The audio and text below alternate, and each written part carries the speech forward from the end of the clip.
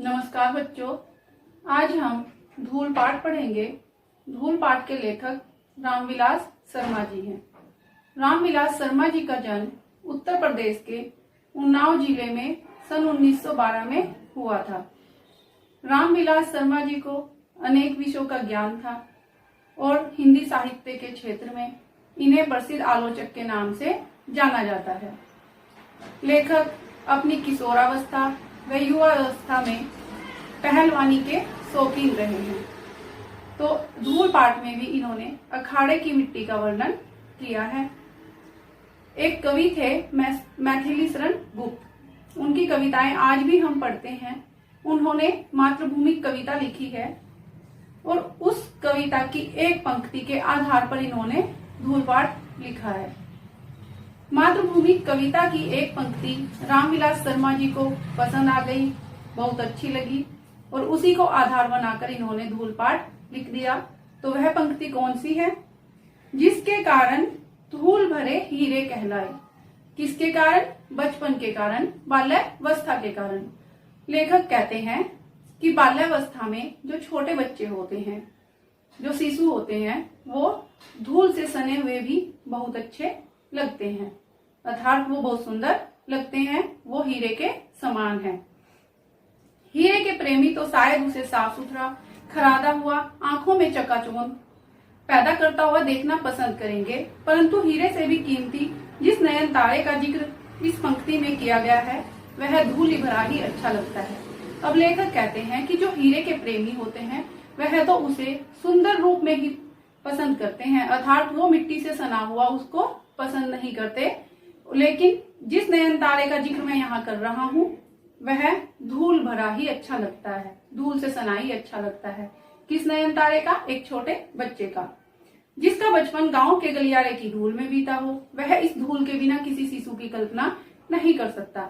अब लेखक कहते हैं कि जिस व्यक्ति का बचपन अगर गलियारों में बीता हो, गांव के गलियारों में, तो वह किसी ऐसे बच्चे की कल्पना नहीं करेगा जिसका मुंह धूल से धूल के ऊपर जो रेणु उसका श्रृंगार बनती है, वही धूल शिशु के मुंह पर उसकी सहज पार्थिवता को निखार देती है।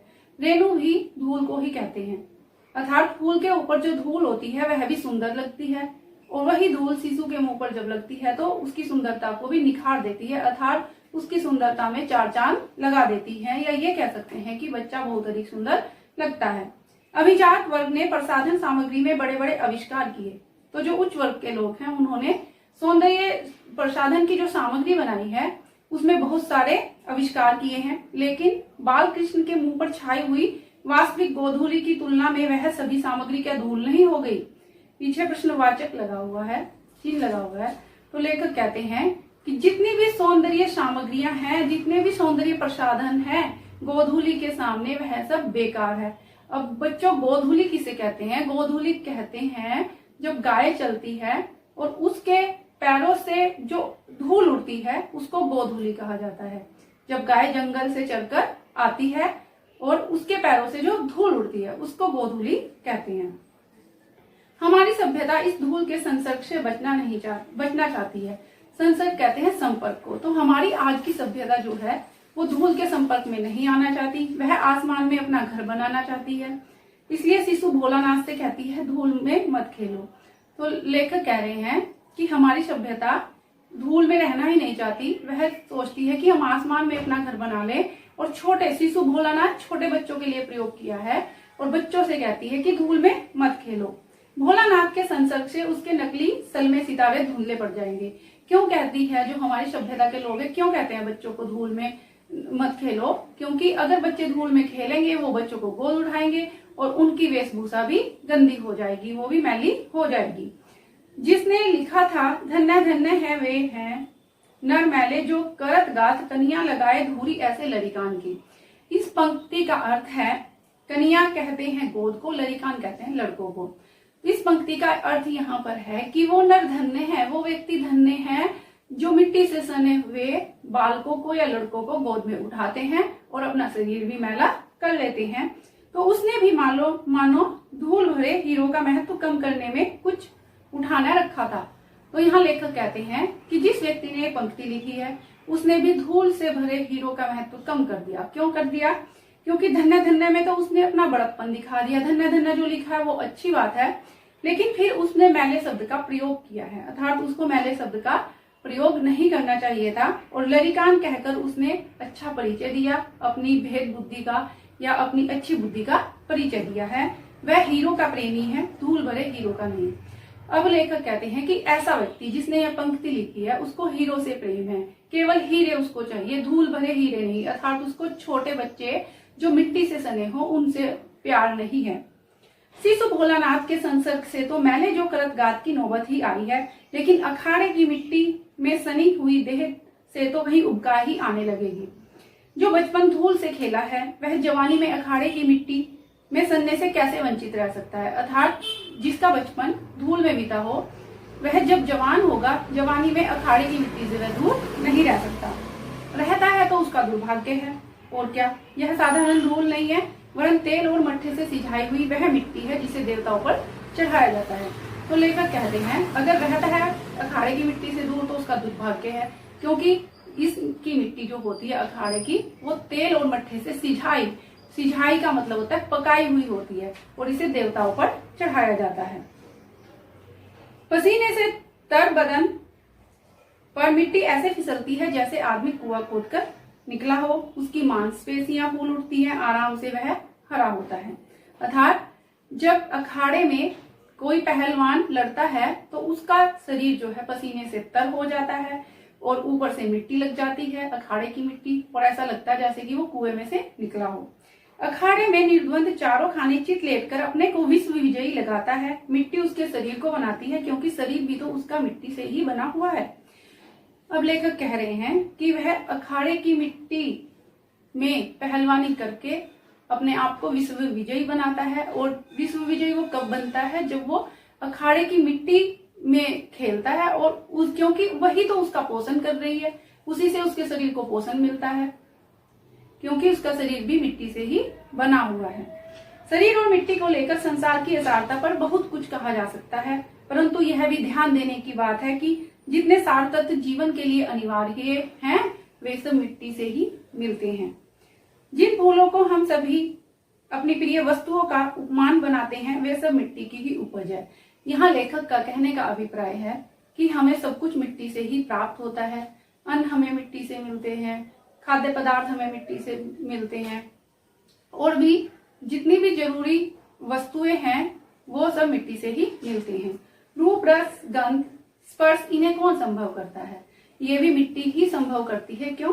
क्योंकि माना कि एक गुलाब का फूल है, वो मिट्टी में ही उगा है, उसका पौधा मिट्टी में ही उगा है, उसको देखने से उसका जो रूप है अर्थात उसकी सुंदरता है वो उसका रूप है, और उसी में से गंध आती है।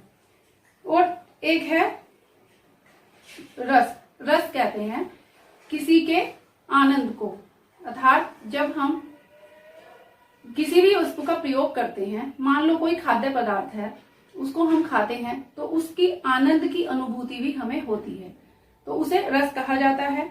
माना कि मिट्टी और धूल में अंतर है, लेकिन उतना ही जितना शब्द और रस में, देह और प्राण में, चांद और चांदनी में। लेखक कहते हैं कि मैं मानता हूँ मिट्टी और धूल में थोड़ा अंतर है, लेकिन ज्यादा अंतर नहीं है, केवल उतना ही है जितना चांद और चांदनी में, देह और प्राण में, शब्द और रस में, केवल इतना ही अंतर है। मिट्टी की आभा का नाम धूल है, और मिट्टी के रंग रूप की पहचान उसकी धूल से ही होती है। मिट्टी की आभा कहते हैं चमक, चमक धूल है और उसकी पहचान भी धूल से ही होती है। ग्राम भाषाएं अपने सूक्ष्म बोध से धूल की जगह गर्द का प्रयोग कभी नहीं करती। यहाँ पर लेखक ने कहा है कि जो गांव के लोग हैं वो धूल शब्द का प्रयोग ही करते हैं। धूल वह है जिसे गोधूली शब्द में हमने अमर कर दिया है, और वह भी वह धूल जिसको हमने गोधूली कहकर अमर कर दिया है। गोधूली अर्थात गाय के चलने से उड़ने वाली धूल। अमराइयों के पीछे छिपे हुए सूर्य की किरणों में जो धूली सोने को मिट्टी कर देती है, अब अमराइयों कहा जाता है आम के बाग को। लेखक कहते हैं कि जो आम के बाग के पीछे सूर्य की किरणें जब पड़ती हैं और वहां धूल दिखाई देती है तो वो धूल सोने से भी अधिक अच्छी लगती है, अर्थात सोना भी उसके सामने तुच्छ लगता है। सूर्यास्त के उपरांत लीक पर गाड़ी के निकल जाने के बाद जो रुई के बादल की तरह या एरावत हाथी के नक्षत्र पत्र की भांति जहां की तहां स्थिर रह जाती है, और जब सूर्यास्त हो जाता है लोग सब अपने घर में आ जाती हैं, तो गांव के जो लोग होते हैं उनके खेतों में कच्चे रास्ते होते हैं और वहां कच्चे रास्ते में लीक होती है। लीक उसे कहा जाता है जहां पर गाड़ी या बैलगाड़ी के पहिए चलते हैं। दो बराबर में दो नालियां सी बनी होती हैं, उसी में पहिए जाते हैं, तो उसको हम लीक कहते हैं। तो उन पर पड़ी हुई धूल जो की त्यों स्थिर रह जाती है, उसको हम लीक कहते हैं। चांदनी रात में मेले जाने वाली गाड़ियों के पीछे जो कवि कल्पना की भांति उड़ती चलती है, जो सीसू के मुंह पर फूल की पंखुड़ियों पर साकार सौंदर्य बनकर छा जाती है, धूल उसका नाम है। अर्थात कवि भी अपनी कल्पना में धूल को उड़ता हुआ देखते हैं और फूल की पंखुड़ियों पर भी छाकर यह सौंदर्य बन जाती है, सीसू के मुंह पर यह सुंदरता प्रदान करती है। तो गोधूली पर कितने कवियों ने अपनी कलम नहीं तोड़ दी। अब यहाँ कलम तोड़ने का अभिप्राय क्या है? कलम तोड़ने का अभिप्राय है कि कितने ही कवियों ने गोधूली पर कविताएं लिखी हैं, लेकिन यह गोधूली गांव की संपत्ति है जो शहर के बाटे नहीं आती। बाटे कहते हैं हिस्से में, जो शहर में नहीं होती। क्यों? क्योंकि शहर में गाय नहीं है, गाय नहीं है तो गोधूली कहाँ। एक प्रसिद्ध पुस्तक विक्रेता के निमंत्रण पत्र में गोधूली की बेला में आंगने का आग्रह किया गया था, लेकिन शहर में धूल धक्कड़ के होते हुए भी गोधूली कहाँ है। पुस्तक विक्रेता कहते हैं पुस्तक बेचने वाले। पुस्तक बेचने वाले ने निमंत्रण पत्र भेजा था कि गोधूली की बेला में आओ, लेकिन वहां गोधूली है ही नहीं। धूल तो बहुत है लेकिन गोधूली नहीं है।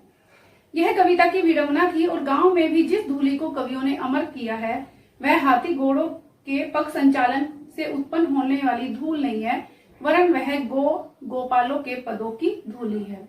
गो कहते हैं गाय को, गोपाल कहते हैं गाय चराने वाले को, और पद कहते हैं पैरों को। तो वह धूल कौन सी है? गाय और ग्वालों के पैरों से उड़ने वाली। नीच को धूली समान वेद वाक्य नहीं है। इसका अर्थ है कि धूल के समान तुच्छ कौन है, अर्थात धूल बेकार है। इसलिए लेखक कहते हैं कि यह अच्छा वाक्य नहीं है। सती उसे माथे से, योद्धा उसे आंखों से लगाता है। जो सती स्त्री होती है अर्थात अपने पति के मृत्यु के समय अग्नि में अर्पण हो जाती है उसी के साथ, उसे सती कहते हैं, तो उसे अपने माथे से लगाती है। और जो योद्धा युद्ध में लड़ने वाला है वो उसे आंखों से लगाता है।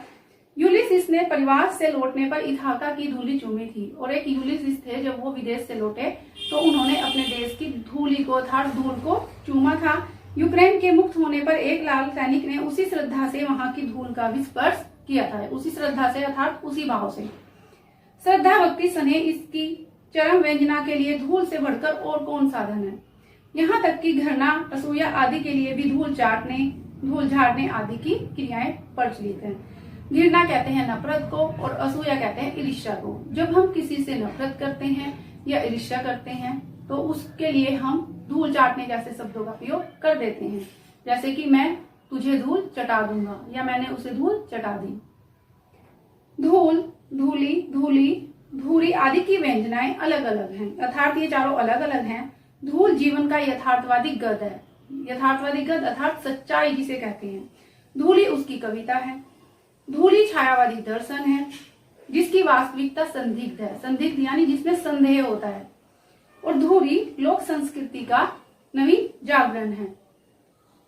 इन सबका रंग एक ही है, रूप में भिन्नता जो भी हो, अर्थात धूल का रंग सबका एक ही है, एक जैसी सी है। मिट्टी काली, पीली, लाल तरह तरह की होती है, लेकिन धूल कहते ही शरद के धुले उजले बादलों का स्मरण हो जाता है। लेखक का कहना है कि मिट्टी काली भी है, पीली भी है, लाल भी है, तो धूल का रंग भी थोड़ा काला, पीला, लाल होगा।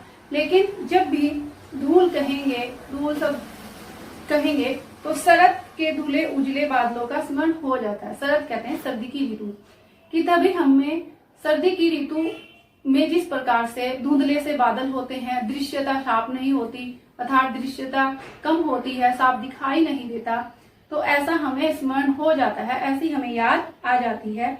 धूल के लिए श्वेत नाम का विशेषण अनावश्यक है, वह उसका सहज रंग है। और लेखक कहते हैं कि धूल के लिए अगर हम सफेद रंग का विशेषण प्रयोग करें कि धूल सफेद रंग की होती है तो ये बेकार है। क्यों? क्योंकि धूल का रंग तो अलग ही होता है। हमारी देशभक्ति धूल को माथे से न लगाए। अब लेखक कहते हैं कि जो हमारी देशभक्ति है, कम से कम हम अपनी धूल को माथे से न लगाएं, तो कम से कम उस पर पैर तो रखें, कि कम से कम उस पर पैर रखें। अर्थात कहने का भाव क्या है कि हम अपने देश में ही रहें, अपने देश को छोड़कर कहीं न गए। किसान के हाथ पैर मुंह पर छाई हुई और यह धूल हमारी सभ्यता से क्या कहती है। अब लेखक कहते हैं कि जो किसानों के मुंह पर छाई हुई धूल होती है वह हमारी सभ्यता से क्या कहना चाहती है। पीछे प्रश्नवाचक चिन्ह है कि क्या प्रश्न करती है। हम कांच को प्यार करते हैं। अब लेखक प्रश्न बता रहा है कि शायद वो ये प्रश्न करती है कि हम कांच को प्यार करते हैं। धूल भरे हीरे में धूल ही दिखाई देती है और हमें धूल भरे हीरे में केवल धूल दिखाई देती है, इसलिए हम कांच को ही प्यार करते हैं। क्यों? क्योंकि कांच हमें देखने में सुंदर लगता है और हम ये बात समझ नहीं पाते कि जो धूल भरा हीरा है उसके नीचे हीरा छिपा हुआ है, ऊपर धूल है। भीतर की कांति आंखों से ओझल रहती है, लेकिन ये हीरे अमर हैं, एक दिन अपनी अमरता का प्रमाण भी देंगे।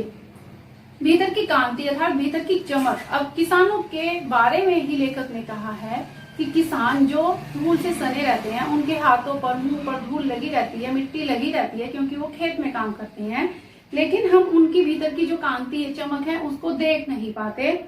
लेकिन क्या होगा कि एक ना एक दिन ये अपनी अमरता का प्रमाण जरूर देंगे। एक दिन हमें जरूर पता चलेगा कि किसान हमारे लिए कितने महत्वपूर्ण हैं। अभी तो उन्होंने अटूट होने का प्रमाण दिया है। अटूट क्यों कहा गया अटूट शब्द उनके लिए? क्योंकि किसान जो होता है वो गर्मी में, सर्दी में, वर्षा में किसी भी ऋतु की परवाह नहीं करता, दिन रात खेत में काम करता है, वो अटूट परिश्रम करता है। हीरा वही घन चोट न टूटे। अब लेखक कहते हैं कि हीरा तो वास्तव में वही है जो घन कहते हैं हथौड़े को, कि जो हथौड़े की चोट से भी ना टूटे। वे उलटकर चोट भी करेंगे और तब कांच और हीरे का भेद जानना बाकी न रहेगा। अब लेखक कह रहे हैं कि एक न एक दिन जो किसान है वे उलटकर चोट जरूर करेंगे, अर्थात वे आपको जरूर समझा देंगे कि वो वास्तव में वो एक हीरा है, वे ही हीरे हैं। तो तब आपको कोई अंतर नहीं रह जाएगा कांच और हीरे में, तब आपको समझ आएगा कि वास्तविक हीरा क्या है। तब हम हीरे से लिपटी हुई धूल को भी माथे से लगाना सीखेंगे। अब लेखक कहते हैं कि जब तुम्हें पता चलेगा तो जो हीरे से लिपटी हुई धूल है उसका भी तुम सम्मान करोगे, उसको भी तुम माथे से लगाओगे। तो इस पाठ में लेखक ने धूल के प्रति श्रद्धा भाव को व्यक्त किया है और धूल के माध्यम से हमें देशभक्ति का पाठ पढ़ाया है।